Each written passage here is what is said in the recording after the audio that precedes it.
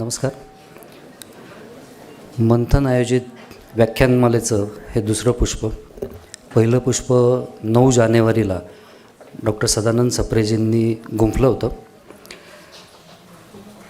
आजच्या दुसऱ्या पुष्पामध्ये मी मंदार ओलतीकर आपलं स्वागत करतो. खूप साऱ्या योजना होत्या, खूप काही करायचं पण ठरवलं होतं. अगदी पाहुण्यांच्या हस्ते दीपप्रज्वलन असेल. आणखीन एक विषय आपण ठरवला होता की प्रत्येक व्याख्यानाला आपल्या प्रत्येक प्रांतातली एक सांस्कृतिक ओळख, मग त्या प्रांताची रांगोळी असेल, त्या प्रांताचं तोरण असेल, असं काहीतरी करावं. पण कालच्या पार्श्वभूमीवर आपण इथे आहोत, एका काळाकुट्ट छायेमध्ये आपण आज इथे जमलेलो आहोत एकत्र. त्यामुळे या सगळ्याच पारंपरिक गोष्टींना आपण फाटा देणार आहोत. कुठलंही स्वागत नाही, सत्कार नाही, सोहळा नाही, थेट कार्यक्रमाला सुरुवात करायची आहे. काल जे काय म्हणू त्याला, माझ्याकडे शब्द नाही आहे त्याला, पण त्या कोणीतरी मला मदत केलेली आहे. ते शब्द मला पाठवलेत, मला भावले, मी तुमच्यासमोर मांडतो फक्त. क्षुब्ध हूँ, क्रुद्ध हूँ, आज मैं विरुद्ध हूँ. कौन है अहिंसा, कहाँ है मानवता, कहाँ की ये नीति है, कहाँ की ये रीति है. माँ के गए बेटे हैं, नारी का गया सुहाग. मातृभूमि मूक क्यों, नीति क्यों अनीति है. बदल दो रीति को, मंडित न करो नीति को. गीता के उपदेश को पालन करो, कर्तव्य को. रचो महाभारत को, दुष्टों का करो संहार. पुकार है हिंद की, डरो नहीं करो प्रहार. मला वाटतं आपल्या सगळ्यांच्याच मनातली ही भावना या अज्ञात कवीने व्यक्त केलेली आहे.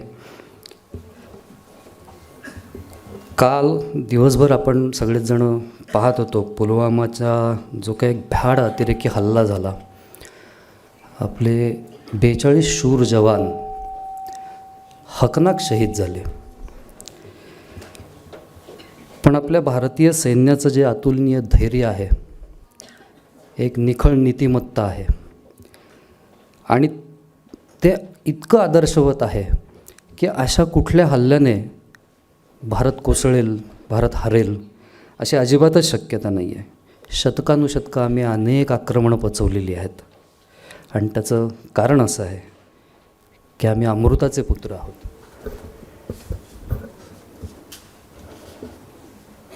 आम्ही पुत्र अमृताचे, आम्ही पुत्र या धरेचे. उजळून आज दावू भवितव्य मातृभूचे. पृथ्वी सजिंकणारे आले अनेक येथे. नाही निशाण त्यांचे उरले जगात कोठे. गेली सहस्र वर्षे लढलो न थांबताही. गजनी सिकंदराची उरली न मृत्तिकाही. आम्ही कालपुत्र आम्हा येईल मरण कैचे. उजळून आज दावू भवितव्य मातृभूचे. जगतात येऊनी जे गेले अनेक देश. क्षणमात्र रोम जैसा दीपवीत से जगास.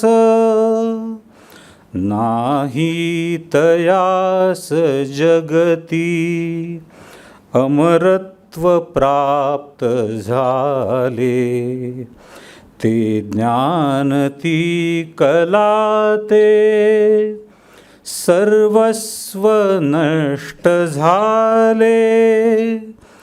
आम्हीच पाहिले ते आदि अंत त्यांचे, उजळून आज दावू भवितव्य मातृभूचे. हे राष्ट्र संकटांशी लढले अनेक वेळा, कोणी न जिंकू शकले भासे अजेय काळा. आदर्श जीवनाचा हा वृक्ष अमरयाला, जरी तोडिले बळाने तरी स्पर्शितो न भाला.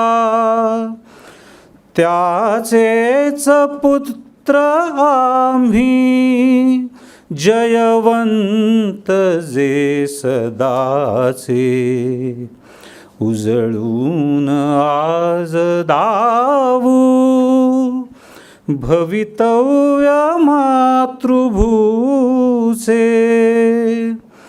ही चिन्मयी भरतभू जगतास ज्ञान देता, ही देव जन्मभूमी धर्मास ग्लानी येता. ही मूर्त अन्नपूर्णा जगतास पाळताना, ही काली रूप घेते दुष्टास शासताना. त्या माऊलीस अर्पू गुरुस्थान या जगाचे, उजळून आज दावू भवितव्य मातृभूचे. आम्ही पुत्र अमृताचे, आम्ही पुत्र या धरेचे, उजळून आज दावू भवितव्य मातृभूचे. एक आज ती औपचारिकताच ठरते आहे. हे कार्यक्रम आयोजित जेव्हा आम्ही करतो तेव्हा खूप मदतीचे हात उभे राहत असतात. अगदी हा हॉल ज्यांचा आहे त्या मध्यवर्ती हिंदू सैनिक शिक्षण मंडळापासून ते पत्रकार असतील, काही दाते आहेत, आपण सर्व श्रोते आहात, सर्वांचे मी आभार व्यक्त करतो. आणि मी आजचे प्रमुख पाहुणे आणि व्याख्याते दोघांनाही विनंती करतो की त्यांनी व्यासपीठावर यावं. तत्पूर्वी एक सूचना अशी आहे की आपले मोबाईल्स जे आहेत ते आपण सायलेंट मोडला ठेवूया. थोडा अभ्यासपूर्ण विषय असल्यामुळे आपल्याला त्याचा नीट आनंद घेता येईल. मला वाटतं आपल्या प्रत्येकाला एक एक रजिस्ट्रेशन स्लिप मिळाली असेल. एक विनंती अशी आहे की त्या स्लिपवर आपलं नाव आणि नंबर आपला असं जर लिहून ज्यांनी असे बॅच लावलेत अशा कुठल्याही मंथनच्या कार्यकर्त्याकडे दिलेत तर त्याचा हेतू हा आहे की पुढे जे काय भविष्यात कार्यक्रम आयोजित केले जातील त्याची माहिती तुमच्यापर्यंत सुलभ रीतीने पोहोचवता येईल. व्याख्यान झाल्यानंतर आपण प्रश्नोत्तरं पण ठेवलेली आहेत. ज्यांना कोणाला प्रश्न विचारायचे असतील त्यांनी जर ते त्या स्लिपच्या मागेच लिहून दिलेत तर मग ते अलाईन करणं थोडंसं सोपं जाईल. निलेशजींनी काही अभ्यासपूर्ण पुस्तकं लिहिली आहेत बाहेरनं येताना, तुम्ही कदाचित पाहिली असतील. संग्रही ठेवण्यासारखी पुस्तकं आहेत, ती विक्रीसाठी उपलब्ध आहेत बाहेर. आणि नेहमीप्रमाणे मंथन ही एक सामाजिक चळवळ आहे. या चळवळीमध्ये आपलं सर्वांचंच योगदान हवं आहे. ज्यांना कोणाला काही प्रत्यक्ष काम करण्याची इच्छा आहे त्यांनी जर आपलं विशेष तशी नोंद जर दिली तर मग आम्ही त्यांच्याशी संपर्क साधू शकू. काल जो पुलवामामध्ये अतिरेक्यांनी अत्यंत भ्याड हल्ला केला आणि त्याच्यामध्ये आपले 42 जवान शहीद झाले, मी आपल्याला विनंती करतो की आपण 1 मिनिटभर उभं राहूया आणि त्यांना श्रद्धांजली अर्पण करूया.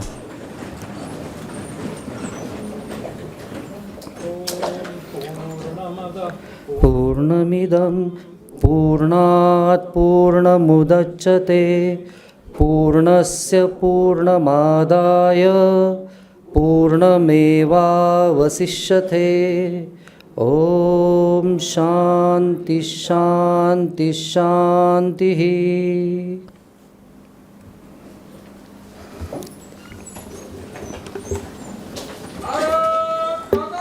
जय.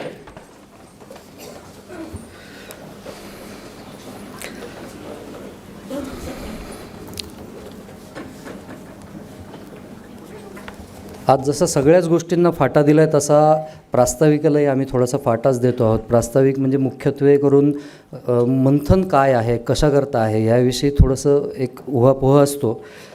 पण कालच्या घटनेने ते 2 वाक्यावर आणून ठेवलेलं आहे. यापूर्वी काही घटना आपल्या देशात घडलेल्या आहेत आणि काल ती एक फारच मोठी घटना घडली की अशा किंवा अगदी भारत तेरे तुकडे होंगे अशा घटना असतील. ह्या सगळ्या घटनांना जर थांबवायचं असेल तर एक नवा नॅरेटिव्ह समाजाला आपल्याला द्यावा लागेल आणि निलेशजींसारख्या अभ्यासू व्याख्यात्यांच्या मार्फत तो नॅरेटिव्ह समाजापर्यंत पोहोचवण्याचा प्रयत्न म्हणजे मंथन आहे. आज आपल्या कार्यक्रमाला जे प्रमुख पाहुणे लावलेत त्यांचा थोडक्यात परिचय मी करून देतो. श्री हेमंतजी देशपांडे. हेमंतजी व्यवसायाने सनदी लेखापाल म्हणजे चार्टर्ड अकाउंटंट आहेत. पण त्यांनी तो फक्त व्यवसाय म्हणून न ठेवता अगदी माझ्यासारखा एखादा लेमॅन जरी त्यांच्याकडे शंका घेऊन गेला एखादी त्या संदर्भातली आर्थिक कायद्यांसंदर्भातली तरीसुद्धा अगदी हसत हसत आणि तत्परतेने त्याचं निराकरण ते करत असतात. अनेक सामाजिक उपक्रमांमध्ये त्यांचा सहभाग असतो. आणि मध्यवर्ती हिंदू सैनिकी शिक्षण मंडळ म्हणजे भोसला मिलिटरी ज्याला आपण म्हणतो ओळखतो या संस्थेच्या नाशिक विभागाचे कार्यवाह अशी जबाबदारी ते अतिशय सक्षमपणे पार पाडतात. मी हेमंतरावांना विनंती करतो की त्यांनी त्यांचं मनोगत व्यक्त करावं.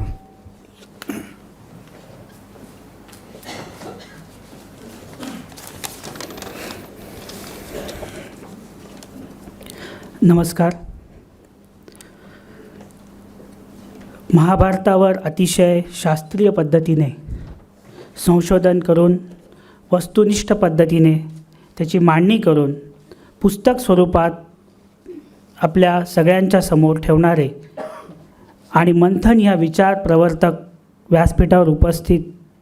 व्यासपीठावरून महाभारत विषयावर आपल्याशी संवाद साधण्यासाठी उपस्थित असलेले श्री निलेशजी ओक, तसेच मंथन नावाने भारतीय मनाचा जागर घडवून आणणारे व भारत मातेचे श्रेष्ठत्व आपल्या सर्वांसमोर उजागर करण्यासाठी मंथन या व्यासपीठाचे प्रमुख श्री मंदारजी ओलतीकर आणि उपस्थित सर्व विषयाबद्दलची आस्था आणि उत्सुकता असणारा श्रोतृवर्ग. भोसलाच्या प्रांगणात आज मुंजे इन्स्टिट्यूटमध्ये या सभागृहात हा कार्यक्रम संपन्न होत आहे. ही आमच्या भोसला परिवारासाठी खूपच अभिमानाची आणि आनंददायी बाब आहे असं मी समजतो. निलेशजी ओकांसारखे बुद्धिमान आपल्या मातृभूमीवर प्रचंड प्रेम करून आपली सर्व प्रतिमा संशोधनातून, त्यांच्या विचारातून इतिहासाचा जागर, संस्कृतीचा जागर, विज्ञानाचा जागर, संशोधनाचा जागर, अर्थशास्त्राचा जागर आणि समाजशास्त्राचा जागर करीत आहेत. आज सुदैवाने आज जगभरात असे अनेक व्यक्ती, भारतीय व्यक्ती हे आपापला उद्योग, आपला व्यवसाय सांभाळून, आपलं करिअर सांभाळून, उत्तुंग भरारी घेऊन हे सगळं सांभाळत असतात आणि मला आनंद होतो की ते आपल्याला काहीतरी देशासाठी करायची इच्छा असते. मला सांगायला आवडेल की मंथन जे काम करतं आहे तर मंथन जे काम करते त्याची मला परवा जेव्हा मला मंदारजींनी कार्यक्रमाचं आमंत्रण केलं त्याच्या 3 दिवसापूर्वी भोसलामध्ये एक UKहून एक डेलिगेशन आले होतं. त्यांचा विषय होता ते डॉक्टर हेडगेवारांवरती एक पुस्तक हे करताय, प्रकाशित करू इच्छितात. तर त्या पुस्तकाच्या त्या निमित्ताने त्यांना माहिती घेण्यासाठी की डॉक्टर मुंजे हे डॉक्टर हेडगेवारांचे पालकत्व म्हणून त्यांच्यावर जबाबदारी होती आणि पालक होते, आपल्या सगळ्यांना माहिती आहे. तर डॉक्टर मुंजेंबद्दल त्यांची माहिती घेण्यासाठी ते भोसला मिलिटरी स्कूल व आमच्या संस्थेमध्ये आले. आम्ही जेव्हा त्यांच्याशी गप्पा मारल्या तेव्हा त्यांच्यातून असं लक्षात आलं की म्हणजे ते तिघही जे डेलिगेट आले होते ते तिघही व्यक्ती हे बॉर्न अँड बॉटअप हे UKतले होते. फक्त भारतीय वंशाने ते होते, पण त्यांच्या तिन्ही व्यक्तींचा जन्म हा UKत होता आणि ते हार्डली 3-4 वेळा इंडियात आले असतील आणि ते छान हिंदीमध्ये आमच्याशी बोलत होते. आणि त्यांनी जेव्हा त्यांच्याशी गप्पा मारताना लक्षात आलं की आपल्याला आपल्याला स्वातंत्र्य दिलं, इंग्रजांनी आपल्यावर राज्य केलं, पण त्याचा जो पगडा आहे तो किती अजूनपर्यंत आहे आणि किती चुकीचे गैरसमज आपल्या UK आणि USमध्ये बाहेरच्या देशांमध्ये आहे भारतीयांबद्दल. त्यांनी बोलताना असं आम्ही आमची सगळी शाळा दाखवली, सगळं त्यांच्याशी बोललो, तर त्यांनी सांगितलं की अरे बापरे, म्हणजे तुमच्या शाळेमध्ये आम्ही त्यांना सांगितलं की आमच्याकडे आदिवासी म्हणजे आपले वनवासी बांधवांच्या आदिवासी विभागातून आम्हाला काही स्टुडंट्स आमच्याकडे आहेत आणि त्याच्या 2 तुकड्या आम्ही आदिवासी विभागाकडून आम्हाला मिळालेल्या आहे. आणि त्यांच्याशी जेव्हा त्यांनी गप्पा मारल्या तर ते शॉक झाले. ते म्हणाले की काय बोलता तुम्ही हे, आम्हाला तर असं माहिती आहे, आम्हाला तर असा समज होता की अजूनही असं UKमध्ये समजलं जातं की आदिवासी किंवा आपल्या वनवासी बांधवांच्या की तुम्ही अजूनही अस्पृश्यता भारतामध्ये आहे आणि आम्हाला हेच माहिती अजूनपर्यंत. तर इतके वर्ष स्वातंत्र्य मिळून आपण आपलं श्रेष्ठत्व आपला त्यांच्याबद्दलचा समज अजूनपर्यंत परदेशामध्ये पोहोचलेला नाही. तर मला वाटतं की 2014 नंतर त्यांनी सांगितलं की त्यांच्याबद्दलही त्यांनी बरीच चर्चा केली की त्यांचे जे पॉलिसी मेकर्स आहेत तिथले, त्या पॉलिसी मेकर्सच्या मनामध्ये वेगळंच काहीतरी होतं आणि ते आज कन्फ्यूज आहे. आज ते पॉलिसी मेकर्स की बा एवढं 5 वर्ष व्यवस्थित कसं झालं हे त्याच्याबद्दल ते विचार करत आहे. आज त्यांना संघाबद्दल विचार करावा लागतो आहे, संघ काय आहे हे बघावं लागतं आहे. हे मला वाटतं की हे खरोखर ही सुरुवात आहे आणि मला वाटतं की मंथन हे गैरसमज जे आहे किंवा भारतीयातलं श्रेष्ठत्व जे आहे ते करण्याचं काम हे मंथन करतं आहे. आपल्या सर्वांना माहिती असेल, पण मी जस्ट आता हे आलं म्हणून एक गोष्ट आपल्याला माहिती आहे की एक चिमणी असते आणि ती बाजूच्या तिथे एका ठिकाणी आग लागलेली दिसते तिला. त्या आग लागल्यानंतर तिला तशी हे होते की विचलित होते की काय करू शकते मी, ही आग लागलेली आहे, याच्यावरती काही बाकी प्रयत्न चालू आहे, पण मी काय करू शकते. म्हणून ती चिमणी बाजूला एक पाण्याचं पिंप भरलेलं असतं आणि त्या पिंपाच्या तिथून ती जाते आणि चोचीमध्ये ते पाणी घेते आणि त्या आगीवरती टाकण्याचा प्रयत्न करते. तिकडे कावळा बसलेला असतो, तो कावळा बघतो, तो कावळा हसतो तिला आणि म्हणतो की अगं चिमणे, तुझ्या ते एवढ्याशा 2 थेंबांनी काय होणार आहे, ती आग थोडी विझणार आहे. ती चिमणी म्हणते उडत तिचं कार्य थांबवत नाही, ती पुन्हा येते, त्याच्यावर पाणी टाकते. ती जाता उडता तिचे पंख विस्तारत ती उडत असते आणि ती म्हणते अरे कावळा, मला हे माहिती आहे की माझ्या याच्यानी ती आग विझणार नाही, परंतु जेव्हा या आगीचा इतिहास लिहिला जाईल त्या इतिहासामध्ये आग विझवणाऱ्यांमध्ये माझं नाव असेल, नुसतं बघणाऱ्यांमध्ये किंवा आग लावणाऱ्यांमध्ये मी नसेल. मला वाटतं की मंथन हे आज काम करतं आहे आणि मंथन सारखे हे आज यांची गरज आहे आणि मंथन हे काम करते, याच्यासाठी मला खरं अभिमान वाटतो. आणि आपला दैदिप्यमान इतिहास, आपले मानबिंदू पूर्व प्रस्थापित करण्याच्या दृष्टीने खारीचा वाटा उचलीत असले तरी महत्त्वाचे काम हे मंथन करीत आहे. त्यांच्या कामाला मी शुभेच्छा देतो आणि थांबतो. जय हिंद.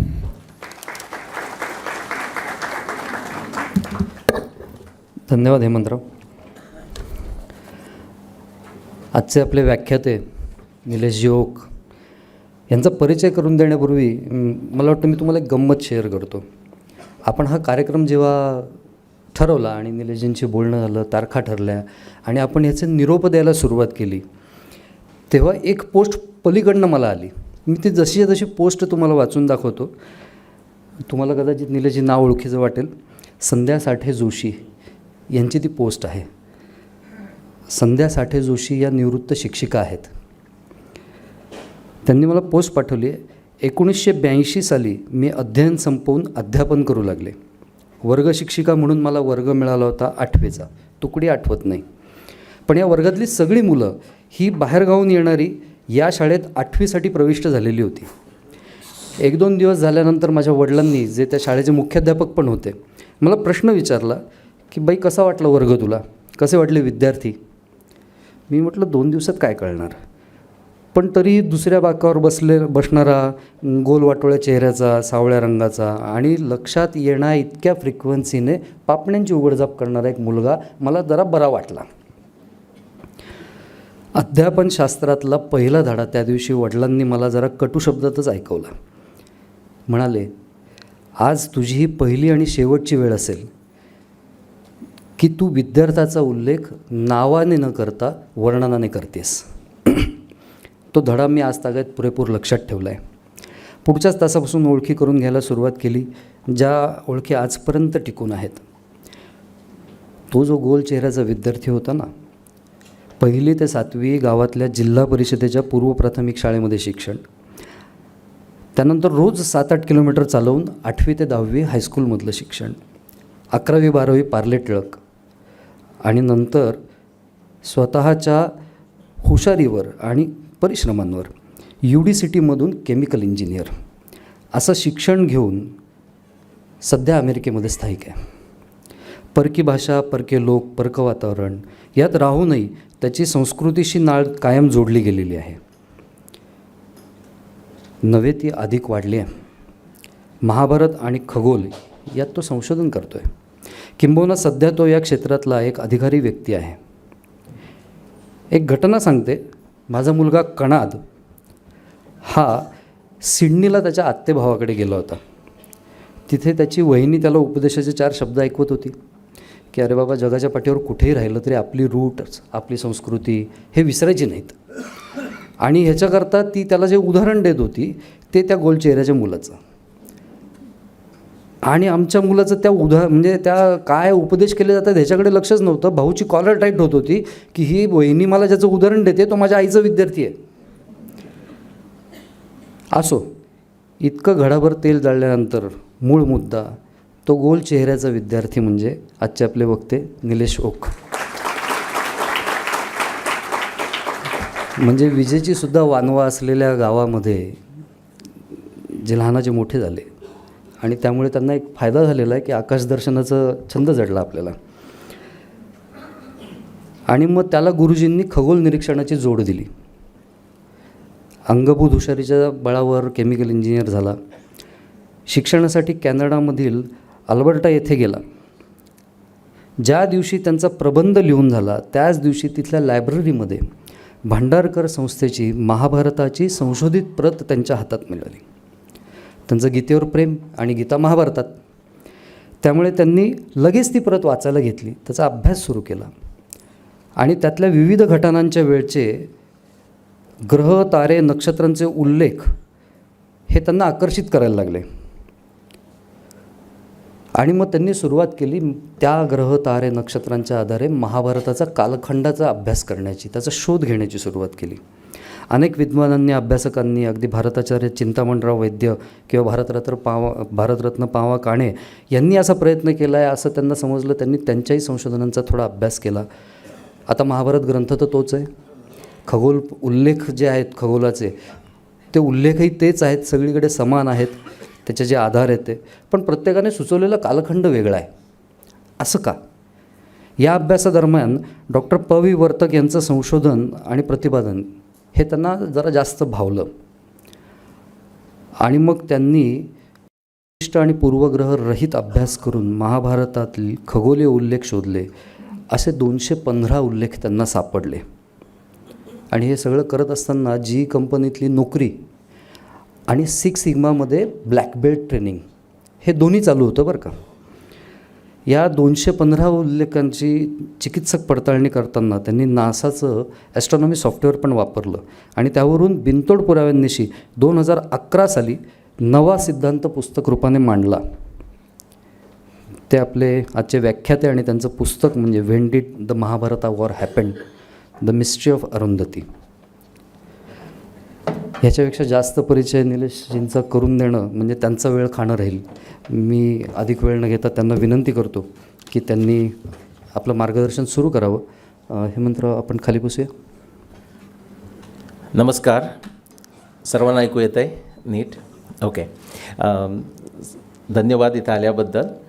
एकच विनंती आहे की माझं मराठी चांगलं आहे, मला वाटतं माझं चांगलं आहे म्हणून, पण जर बोलता बोलता मी जर ट्रॅकमध्ये जाऊन जर इंग्लिशमध्ये बोलायला लागलो तर कोणीतरी एक सूचना करा मला समोरून. असं होऊ शकतं, इस्पेशली विशेषतः प्रश्नोत्तराच्या वेळीसुद्धा होऊ शकतं. कारण काय झालं, आपण बघा आता पाढे जे आहेत ते माझे मराठीतले आहेत, त्यामुळे मी गणित करताना मराठीतले पाढे म्हणतो. पण हा जो खगोलशास्त्राचा किंवा महाभारताचा अभ्यास झाला, तो योगायोग म्हणा किंवा काय परिस्थिती, त्याच्यामुळे त्यातले सगळे विचारसुद्धा माझे इंग्लिशमध्ये झालेले आहेत. ओके, त्यामुळे कधी होऊ शकतं. ओके, सो माझा असा विचार असा आहे की एक पुढची 40 ते 45 मिनटं, कदाचित 50 मिनटं तुमची जास्त प्रतीक्षा बघणार नाही, एवढा वेळ मी बोलेन आणि त्यानंतर आपण प्रश्नोत्तरं करू. मूळ त्या 40 मिनटाचा उद्देश हा आहे की त्याच्यामध्ये मी तुम्हाला थोडीशी झलक देईन प्रत्येक गोष्टीची आणि काही अर्थानं तुम्हाला प्रोवोकही करेन की असं तुम्हाला वाटलं पाहिजे की हा काय सांगतो, हे आम्हाला जे माहिती आहे ह्याच्याशी याचा काहीच संबंध नाही, हे पटत नाही. आणि हे पटत नाही हा जो संशय आपण म्हणतो ना, तो गरजेचा आहे. कारण ते पटत नाही हा संशय झाल्यानंतर त्यातली जी गॅप आहे ती आपण प्रश्नोत्तरामध्ये भरून काढू आणि थोडीशी लेक्चरमध्ये, हा त्याच्यामागचा उद्देश आहे. ठीक आहे, 40 मिनटं चालू शकतात. हां, ओके. सो एकच मला समजा जर वाक्य सांगायचं असेल तुम्हाला आणि तुम्ही म्हणालात की बाबा ज्याच्यापेक्षा जास्त वेळ नाही, तर हे सांगेन की आपल्याकडे म्हणजे जगभर आत्ता आपल्याकडे एवढा वैज्ञानिक पुरावा आहे की ज्याच्या बळावर आपण हे सांगू शकतो की कमीत कमी, म्हणून तो 24,000च्या नंतर ते अधिक चिन्ह आहे, कमीत कमी आपल्याकडे 24,000 वर्ष किंवा याच्याहूनही जास्त अशी आपली वैदिक संस्कृती आहे. आता वैदिक हा मी शब्द वापरला, काही फरक पडत नाही, तुम्ही भारतीय म्हणा, इंडियन म्हणा, हिंदू म्हणा, काहीही फरक पडत नाही त्याच्यामध्ये, कारण शेवटी वैदिक संस्कृती पुढे करून जाणारे आपणच आहोत. ओके, ह्या 24,000 वर्षाचा आपल्याकडे साधासुद्धा छोटा मोठा नाही, प्रचंड पुरावा आहे. इतका पुरावा आहे की तो सांगत बसला ना, एक पुरावा जरी घेतला तरी त्याच्यावर एक दिवससुद्धा जाऊ शकतो, एक आठवडाही जाऊ शकतो. सो लक्षात घ्या की खूप मी कंडेन्स करून तुम्हाला सांगतो आहे. तर हे वैज्ञानिक सत्य आहे. पुढची जा, नेक्स्ट स्लाईड. ओके, त्या 3 मुद्दे मला थोडेसे डिस्कस करायचे आहेत तुमच्याजवळ आणि हे थोडंसं कॉन्व्हर्सेशनल करायचं आहे, म्हणजे गप्पा मारल्यासारखं आपण करूया. ओके, म्हणजे मी काय करेन, कदाचित मध्ये तुम्हाला प्रश्नसुद्धा विचारेन हे बोलताना. हात वर करा, उभं राहायला सांगितलं तर उभं राहा, शाळा आहे असं समजू नका. ओके, थोडंसं लोकांनाही जागृत ठेवायलाही त्याचा फायदा होतो. मी तुम्हाला प्रश्न काही विचारतं सांगतील की ज्यांचं हे केलं आहे त्यांनी हात वर करा, नंतर ह्यांचं उत्तर असेल येस असेल तर हात वर करा, नो असेल तर हात वर करा, तरीसुद्धा आपल्याला लोक मिळतात की जे काही कुठेच हात वर करत नाहीत. ओके, सो पहिला मुद्दा असा की बरेच वेळा आपल्याला असं वाटतं की एखाद्या गोष्टीवर एवढी विविध मतं का, मग तो महाभारताचा समय असू दे, रामायणाचा समय असू दे, ऋग्वेदाचा असू दे, ते ऋग्वेद अपौरुषेय का कोणी कंपोज केले का कोणी लिहिले का काय केलं, सरस्वती नदी होती का नाही, ती इथे होती का दुसरीकडे कुठेतरी होती, ह्याच्यामागचं म्हणजे असं निर्माणच का होतं. त्याचे 2 मुद्दे, एक म्हणजे विज्ञान बुद्धी किंवा विज्ञान बुद्धीचा अभाव, आणि दुसरी बऱ्याच जणांना विज्ञानसुद्धा कळतं, म्हणजे आपण सगळ्या लॅबमध्ये आपण टेस्ट करतो, त्याच्यानंतर रिझल्ट लिहितो, हे सुद्धा बऱ्याच जणांना कळतं. पण दुसरा जो प्रॉब्लेम आहे तो तर्कशास्त्राचा अभाव. आता मी तुम्हाला प्रश्न विचारणार आहे. विज्ञान बुद्धी किंवा विज्ञान किंवा सायन्स असा जेव्हा आपण शब्दप्रयोग करतो, ते सायन्स तुम्हाला जे तुम्ही शाळेत जे शिकलं असाल त्याचा प्रश्न आहे की ते कुठे सुरू झालं, विज्ञान कुठे सुरू झालं. कुणाला जर उत्तर द्यायचं असेल तर हात वर करा, किंवा जर तुम्ही उभं राहिलं किंवा जस्ट जस्ट सांगितलं तरी चालेल. पंचमहाभूतांबद्दल ते उत्सुकता निर्माण झाली, यांना आपल्या नावे ठेवता येईल का यासाठी. ओके, सो पंचमहाभूताबद्दल जिज्ञासा निर्माण झाली आणि त्याच्यातून पुढे झालं. अगदीच खरं. तुम्ही जर पण शाळेत हे शिकवतात असं नाही, शाळेमध्ये शिकवतात ते काय आहे, विज्ञान कुठे झालं, म्हणजे मुंबईत सुरू झालं का, नाशिकला सुरू झालं का, असं जर कोणी विचारलं तर काय तुम्ही काय ऐकलं आहे. शाळेत विज्ञानाच्या परिसरापासून सुरुवात झाली. ठीक आहे, मानवाच्या गरजेमध्ये. आणि मानवाची गरज कुठच्या देशात सुरू झाली? युरोपमध्ये. म्हणजे तुम्ही काय शिकला हे मी तुम्हाला विचारतोय. धन्यवाद. कोण म्हणालं? ओके. ते माझे चुलत भाऊ आहेत तिथे. आणि त्यांना मी, म्हणजे तुम्हाला आश्चर्य वाटेल की मी आता 2 दिवस झाले मला नाशिकमध्ये येऊन, मी त्यांना अजून भेटलेलं नाही आहे. ओके. आणि 30 वर्षापेक्षा जास्त मला वेळ झाला नाशिकमध्ये येऊन, आणि त्याला भेटून तर आणखी काही वर्ष झालेली आहेत. म्हणजे मी नाशिकमध्ये असलो तरी तो नसायचा, तो एअरफोर्समध्ये होता, त्यामुळे ती भेट होत नसे. दुसरा मुद्दा पुढचा जा. तर हे 2 मुद्द्यावर मी थोडंसं बोलेन. त्याच्यानंतर तुम्हाला प्रत्येक गोष्टीमध्ये एक झलक द्यायची म्हणून सरस्वती, आणि त्या बाहेरचा विषय असा ठेवलेला होता की 17,000 वर्ष सरस्वती, महाभारत, आणखी काही. तर सरस्वती, महाभारत, रामायण, नाशिक, आणि नंतर अगस्ती आणि गोदावरी. तर अगस्ती ऋषींचा आश्रमसुद्धा इथे जवळपास होता. गोदावरीबद्दल तर बोलायला पाहिजे. नाशिकबद्दलचा मी रामायणातला एक पुरावा सांगेन तुम्हाला. तो पुरावासुद्धा तुम्हाला रामायण केव्हा झालं हे दाखवून देतो. तो नाशिकमध्ये खगोलशास्त्रातला पुरावा आहे, नाशिकमध्ये बघितलेला. ओके. पुढचा. आणि जो तिसरा मुद्दा, मी मुद्दाम शब्द वापरला, अंधश्रद्धा निर्मूलन म्हणून. तर काय असतं माहिती आहे का, मला म्हणायचं की श्रद्धा जी खरी आहे ना, ही अंधच असते. जोसेफ कॅम्बेल म्हणून एक अमेरिकन ग्रेट होऊन गेले, ते म्हणतात, म्हणजे एखाद्या गोष्टीमध्ये असं त्यांचा कोट आहे, I don't need faith because I have experience. तर तुम्हाला प्रत्यक्ष तो अनुभव झाला तर ते मिस्ट्री म्हणतो ना आपण, एखादं काहीतरी गूढ गोष्ट, त्याचं रूपांतर तुमच्या अंडरस्टँडिंगमध्ये होतं, तुमच्या नॉलेजमध्ये होतं. मग ती काही मिस्ट्री राहत नाही किंवा श्रद्धेची गरज नाही. पण आपल्या श्रद्धा म्हणजे काहीतरी बिकट प्रकार आहे असं वाटतो, तसा नसतो. तुम्ही तुमच्यातली किती लोक गाडी चालवतात? बरीच लोक चालवतात. आपल्या समोर जो ड्रायव्हर असतो ना, तो कधी ब्रेक मारेल याचा पत्ता नसतो. पण आपण अशी श्रद्धा असते की तो अचानक ब्रेक मारणार नाही. सो श्रद्धेची इतकी सोपी डेफिनेशन आहे की आपल्याला खरा त्याचा काही विश्वास नाही, ती चुकीची असू शकते, तो ब्रेकही मारेल, पण आपण असं प्रार्थना करतो की नाही मारणार, तो चांगला माणूस आहे, चांगला ड्रायव्हर आहे, मारत नाही, तशा अर्थानं. सो त्याच्यात ते आता अंधश्रद्धा निर्मूलन म्हणजे मला काय म्हणायचं आहे की आपण आता देवावर विश्वास ठेवतो किंवा पुनर्जन्मावर विश्वास ठेवतो, हा फारसा श्रद्धेचा भाग नाही आहे, तो तुमचा वैयक्तिक भाग आहे. तुम्हाला जगभर मिळेल, अमेरिकेमध्ये अगदी काय म्हणतो सिक्युलर ह्याच्या सेन्सनं लोक रिसर्च करतील, पण ते घरी गेले किंवा अदरवाईज अगदी खूप अभिमानानं त्यांचं जे काय त्यांचा धर्म असेल त्याच्याबद्दल बोलत बसतील, आणि त्याच्यात त्यांना काही प्रॉब्लेम आहे असं वाटत नाही. ओके.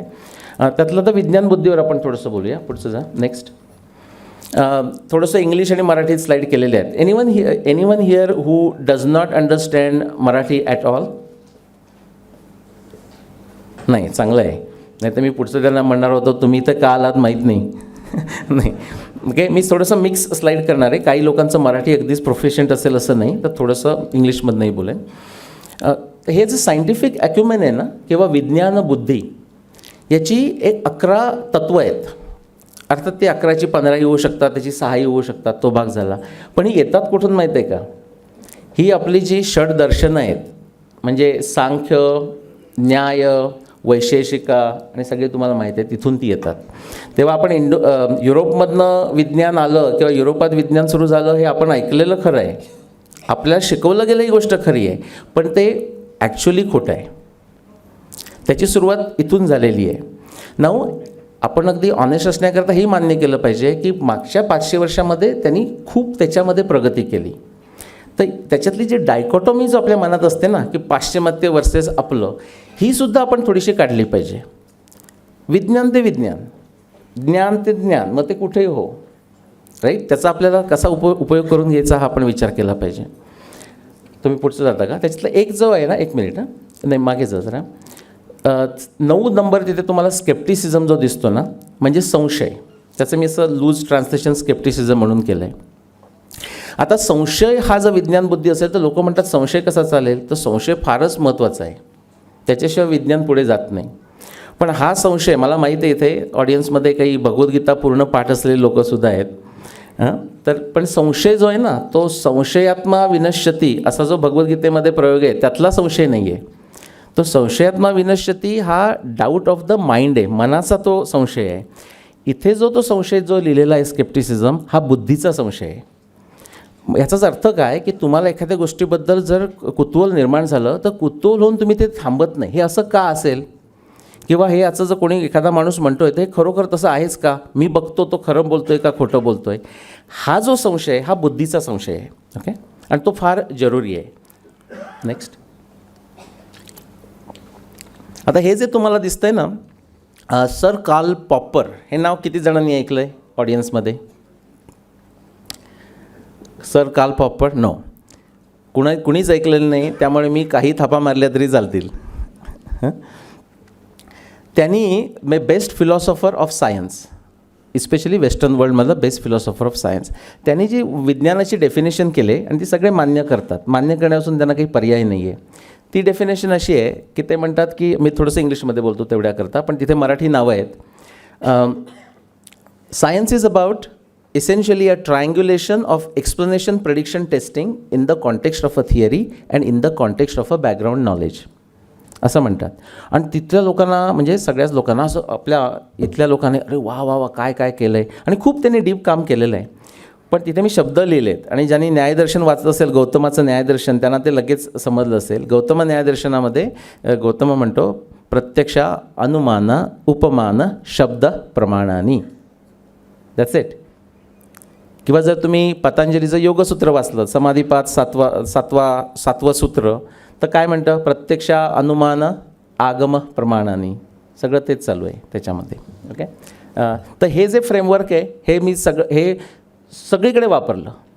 रामायण असो, महाभारत असो, कुठचाही पुरावा आला तर ते हे वापरलं पाहिजे. हे तुम्हाला अशा करता दाखवतो आहे. तुम्हाला समजा कोणी दुसरा माणूस म्हणाला की काय तुम्ही काल ओकांच्या व्याख्यानाला गेला होता, ते काही बोलतात हो, त्याच्यावर काही विश्वास ठेवू नका, तर त्यांना म्हणावं तू कुठच्या गोष्टीवर विश्वास ठेवायचा नाही, कुठच्या गोष्टीचा तुम्हाला प्रॉब्लेम वाटतो आहे, तर ही स्लाईड तुम्ही बाहेर काढा. मी ते ईमेल करेन सगळ्यांना.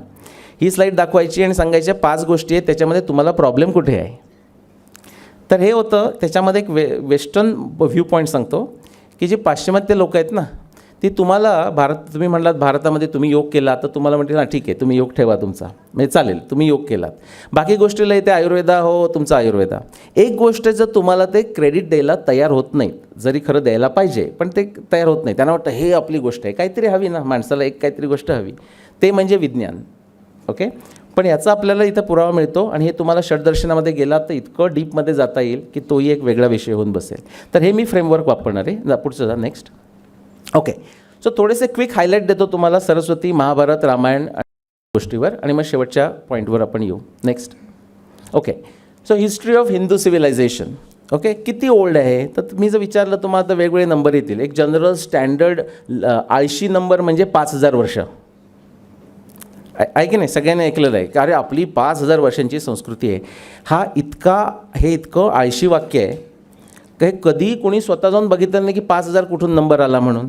ओके, आणि तो जो लेझीपणा आहे ना, तो त्या वैज्ञानिक बुद्धीला मान्य नाही, विज्ञान बुद्धीला तो मान्य नाही आहे. म्हणूनच तो ट्रँगल आहे की संशय घ्या प्रत्येकाबद्दल. 5000 कुठून आलं, एकदा विचार करा. कुणाचे विचार काही कळतच नाही. सगळे कलियुगामध्ये अडकून पडलेले असतात, हजारो वर्ष, मिलियन वर्ष, कुठून आले ते. Okay, next. सो आत्ता मी जे तुम्हाला पुढचं दाखवणार आहे एक थोड्याशा गोष्टी हाय लेवलवर, ते हजारो प्लस, मी 1000 प्लस असं म्हटलं आहे, पण हजारापेक्षा जास्त पुरावे, वैज्ञानिक पुरावे, आणि वेगवेगळ्या म्हणजे काय म्हणतो डझनपेक्षा, 12पेक्षा, डझन म्हणूया आपण, डझनपेक्षा जास्त वेगवेगळ्या विज्ञानाच्या शाखामधून जमा केलेले आहेत. ओके, हजारोपेक्षा. 1000 हा सुद्धा एक नंबर आहे, कारण शेवटी तुम्ही रिसर्च पेपर झाल्यानंतर केव्हा एका रिसर्च पेपरमध्ये काय एकच पुरावा नसतो, अनेक पुरावे असतात. पण मी सगळ्यात असा कन्झर्वेटिव्ह, अगदी असा मुद्दाम छोटा नंबर घेतला आहे 1000 हा. ओके, सो 24000 वर्षांचं आपली संस्कृती.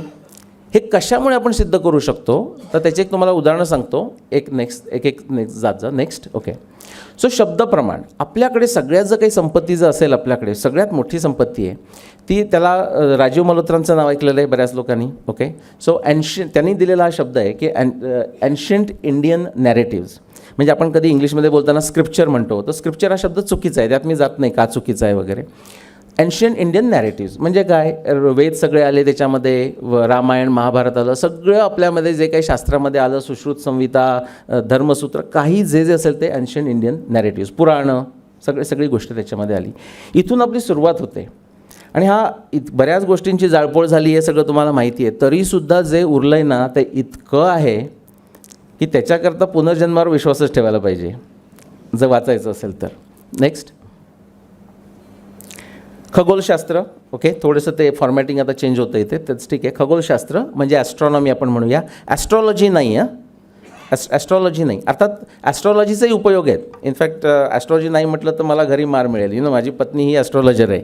ओके, पण ह्या संदर्भामध्ये मी जो संशोधन केलं हा ॲस्ट्रॉनॉमी आहे, खगोलशास्त्र. भारतामध्ये ज्योतिष ह्या एकाच नावानं ते ओळखलं जात होतं आणि त्याच्यामध्ये काही भेद नव्हता.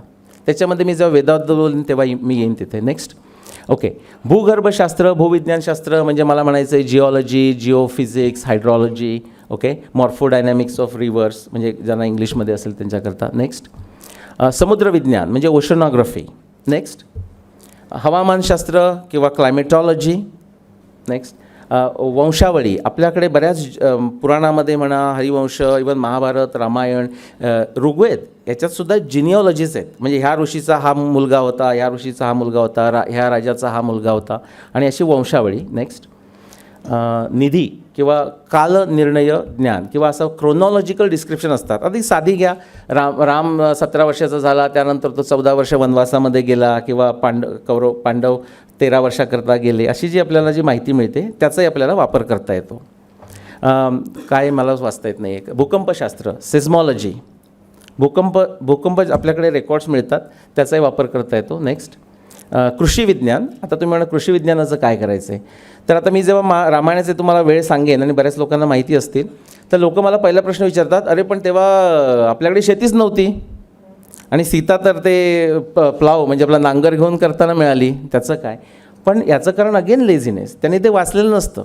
ते कधीतरी कुठेतरी काहीतरी वाचलं 6वीमध्ये असताना जे काय ऐकलं असेल त्याच्यावरच ते अडकून पडलेले आहेत.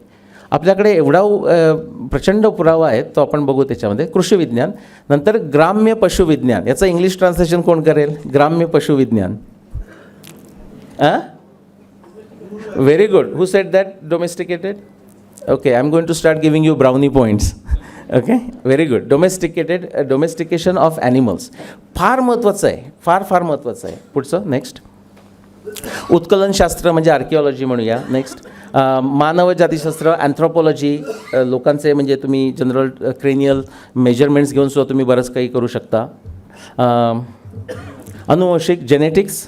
Okay, next. आणि हा थोडासा वेगळा मुद्दा की हे सगळं तुम्ही सायन्स करत असलात तरीसुद्धा तर्कशास्त्रामध्ये जर चुकलात तर सगळं बाकीचं बरोबर करून शेवटचं जे अनुमान असतं ते चुकीचं काढू शकाल. त्यामुळे तर्कशास्त्र हा मला सतत जाणवतं.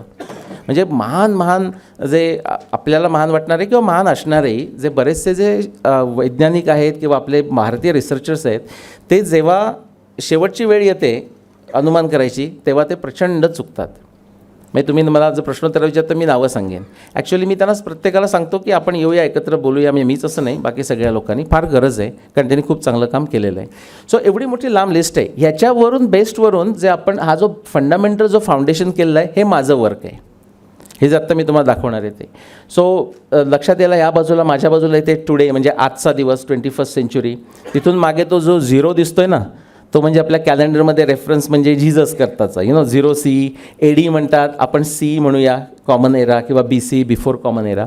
त्यानंतर मागे जर गेलात तर 5, 10, 15, 20 असे नंबर आहेत. ते 5000, 10000, 15000, 20000 वर्षापूर्वी. Everyone with me? सगळे बरोबर? ओके, नेक्स्ट जा. तर सरस्वती नदी सुरू केव्हा झाली हे 2 गोष्टीकरता महत्त्वाचं आहे. 2 गोष्टीकरता महत्त्वाचं आहे. जी लोकं अगदी आत्ताच झालं म्हणतात त्यांच्याकरताही त्यांनी नीट लक्ष देऊन ऐकण्याची गोष्ट आहे. आणि जी लोकं ऋग्वेद म्हणजे तो असा काही त्याला टाईम कंपोजच नाही, तो नेहमीच होता, ओके, तो अशा काही वेळेत झालेला नाही, त्यांच्याकरताही ते महत्त्वाचं आहे. लाखो वर्ष, कोटी वर्ष, रामायणाच्या बाबतीमध्ये 24 काहीतरी युगांपूर्वी वगैरे झालं, त्यांच्याकरताही ते महत्त्वाचं आहे.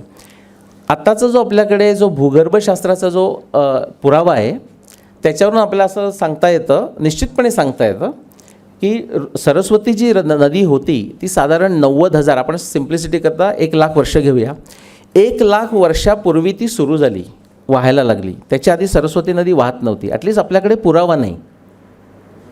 आता असं आहे की तुम्ही जर उद्या नवीन पुरावा आणलात तर आपण बदलू. ओके, आपण बदलायला पाहिजे. फॉर एक्झाम्पल आपण सनातन वैदिक धर्म म्हणून असं अगदी छाती काढून सांगतो, पण यास्काचार्य नाव ऐकलं आहे का, की ज्यांनी ऋग्वेदावर कॉमेंट्री केलेली आहे? यास्काचार्य, त्यांनी सनातनची डेफिनेशन काय केले? सनातनो नित्य नूतना. सनातन हाच असा धर्म आहे की तो सतत रिफ्रेश करू शकतो स्वतःला. आणि तुमचे ज्ञानेश्वर तर इथले निवृत्तीनाथांची समाधी आहे, त्यांचं जवळच आहे. ज्ञानेश्वर तर काय मेटाफोर्स तर बॉसच होते नाही का. तर त्यांनी जेव्हा त्याच्यामध्ये पार्वती आणि जे वाचतात त्यांना माहीत असेल, पार्वती आणि शंकर म्हणजे शिव यांचा संवाद दिलेला आहे. पार्वती म्हणते हे गीता सार तत्व इसेन्स काय आहे बरं? तर तेव्हा शंकर काय सांगतात त्यांना? आता त्याच्या दोन गोष्टी साधतात, ते गीताचं पण सांगतात आणि पार्वतीलाही हॅपी करतात है ना. ते म्हणतात देवी जैसे का स्वरूप तुझे तैसे हे नित्य नूतन देखीजे गीता तत्व. जसं तुझं नेहमी स्वरूप छान छान बदलत असतं तसं हे गीतेचं बदलणारं स्वरूप आहे. म्हणून ते आपल्याला आत्तासुद्धा रेलेवंट वाटते. 7500 वर्षापूर्वीची ती कृती आहे. Okay, next. त्यानंतर काही जे आपल्याला दिसतात त्याच्यामध्ये असं दिसतं आहे की 50,000 वर्षापूर्वी यमुना म्हणजे सरस्वती नदी म्हणजे काय होतं तर एका बाजूनं सतलज नदी, दुसऱ्या बाजूनं यमुना नदी आणि मध्ये अनेक नद्या अशांची मिळून प्रचंड सरस्वती होत होती. मी तुम्हाला मॅप दाखवेन किती मोठी दिसते म्हणून. ती नदी 1 लाख वर्षापूर्वी सुरू झाली. 50,000 वर्षापूर्वी आपल्याकडे पुरावे आहेत की यमुना ही सरस्वतीपासून बाजूला झाली आणि गंगेला जाऊन मिळायला लागली. हे आपल्याकडे पुरावे मिळतात. Okay, next. ओके, मला ते तिथून दिसत नाही आहे, sorry, I see it here. Okay, नंतर 22,000 वर्षापूर्वी एक आणखी इंटरेस्टिंग घटना घडली आणि त्याचा ऋग्वेदाशी फार मोठा संबंध आहे. तो असा की ऋग्वेदामध्ये सरस्वतीची वर्णनं आहेत. अर्थात सरस्वतीची वर्णनं सगळीकडेच आहेत, पण त्याच्यामध्ये अशी काही वर्णनं आहेत की ज्याच्यामध्ये म्हटलेलं आहे की सगळ्यात मोठी नदी नदी तमे अंबी तमे देवी तमे सरस्वती किंवा गिरिभ्य आ समुद्रात, एकदम पर्वतामधून निघते आणि ऑल द वे समुद्रापर्यंत जाते. ही जी वर्णनं आहेत ती जी मोठी जी ग्रँड सरस्वती आपण म्हणतो ती 22,000 BC पर्यंतच होती. त्यानंतर सरस्वती होती पण it was no longer grand. हे आपल्याकडे प्रचंड पुरावे आपल्याला निर्माण झाले आहेत. नेक्स्ट. नंतर एक इंटरेस्टिंग गोष्ट झाली की 13,000 BC मध्ये सतलज जी दुसरी प्रचंड नदी होती सरस्वतीला पाणी देणारी ती पण बाजूला झाली आणि पश्चिमेकडे वळून व्हायला लागली. त्याचं मी तुम्हाला जेव्हा रामायण वगैरे सांगितलं तेव्हा मी तुम्हाला कनेक्शन सांगतो त्याचं काय. मॅप दाखवणार. हां, नेक्स्ट. नंतर ग्रँड सिंधू जेव्हा शेवटचा जो ऋग्वेदाचा पिरियड आहे मंडळ 10 त्याच्यामध्ये तुम्हाला जर नदी सुक्त माहीत असेल 10.75 मंडळ 1075 ऋचा किंवा सुक्त, त्याच्यामध्ये 19 नद्यांची वर्णनं येतात आणि त्याच्यामध्ये सरस्वतीचं वर्णन आहे. पण ग्रँड सगळ्यात मोठी नदी कुठची तर सिंधू असं म्हटलेलं आहे. त्याचाही आपल्याला काळ काढता येतो केव्हाचा आहे. नेक्स्ट. आणि 2000 BC मी मुद्दाम कन्झर्वेटिव्ह घेतलं आहे. ॲक्च्युअल आन्सर त्याचं 4500 BC किंवा 4000 BC 3500 BC याच दरम्यान जी सरस्वती होती ती नष्ट झाली. ओके, पण मी अगदीच कन्झर्वेटिव्ह लोक भांडण करायला नको म्हणून 2000 BC आप भी क्या याद करोगे you know sir 2000 BC. Next. त्यानंतर 12,209 BC हा माझा रामायणाचा वर्क आहे. ओके, आणि मी काय केलं ते तुम्हाला सांगेन. आणि नंतर 5561 BC हे महाभारताचं टायमिंग. आणि जसं आपल्याला सांगितलं त्यांनी की पविवर्तकांनी सुद्धा, पविवर्तक नाव ऐकलं आहे, डॉक्टर पविवर्तक, त्यांनीसुद्धा 5561 काढलं. त्यांनीसुद्धा नाही, त्यांनीच काढलं 1980 आणि जेव्हा मी अरुंधतीचं केलं तेव्हा मी एक साधारण 15 वर्ष घालवत होतो की त्यांचं चुकीचं असलं तर बघूया का असं करत. बरेच प्रयत्न केले पण नाही चुकीचं निघालं. मग म्हटलं ठीक आहे 5561 BC खूप चांगलं आलं. ओके, पुढचं. नेक्स्ट. आणि हा जो पुढचा जो दिसतोय ना तो खूप छान आत्ताचं नवीन रिसर्च झालेला आहे. एपॉक ऑफ वेदशाखा प्रवचन. एक मी थोडीशी मोमेंट घेतो आणि सांगतो तुम्हाला की ह्या महाभारताचा समय आहे 5561. याच्या आधी आणि याच्यानंतर ज्या पद्धतीनं वेदाचं अभ्यास होतो याच्यामध्ये खूप प्रचंड फरक पडला. ओके, इथे असले बरेच इंडस्ट्रियलिस्ट लोक आहेत. किती जणांना माहिती आहे असं लीन अँड एंटरप्रायझिंग किंवा लीन मॅन्युफॅक्चरिंग असं कोणी ऐकलेलं आहे? अरे वा, बरेच नाव आहे. त्याच्यामध्ये अनेक गोष्टी आहेत. त्यातली एक गोष्ट म्हणजे पुल वर्सेस पुश असं जर ऐकलं असेल ना, ज्यांनी नसेल ऐकलं काही हरकत नाही. बफे, इथे बफे असतो ना काही ठिकाणी, बफे फूड जेव्हा आम्ही खायला जातं बफेचं असेल तुम्हाला त्याची इमॅजिन करून बघा. तुम्ही बफेमध्ये जेव्हा जाता तेव्हा काय असतं 40 डिशेस करून ठेवलेले असतात पण तुम्हाला कोणी फोर्स येऊन आग्रह करत नाही. तुम्हाला म्हणतात जी गोष्ट तुम्हाला पाहिजे ती जाऊन घ्या. तसं पुश म्हणजे कोणीतरी पुश करतं आहे, पुल म्हणजे तुम्हाला हवं आहे ना ते जाऊन घ्या. ते 6 म्हणजे महाभारताच्या वेळेपर्यंत हा प्रकार हा पुल होता. तुम्हाला जर हवं असेल एखादी गोष्ट तर तुम्ही त्या माणसाच्या एक्सपर्टकडे जायचं, त्या वेदाच्या ह्याच्या शाखेकडे जायचं, आयुर्वेद असो धनुर्वेद असो, त्याच्याकडनं ते शिकायचं. तोपर्यंत काय शाळेत जाऊन सगळे हे विषय करा फोर्सफुली 40 सब्जेक्ट असं काही नव्हतं. व्यासदेवानं म्हणजे महाभारताच्या वेळी त्यांच्या असं लक्षात आलं की पुढची जी पिढी येते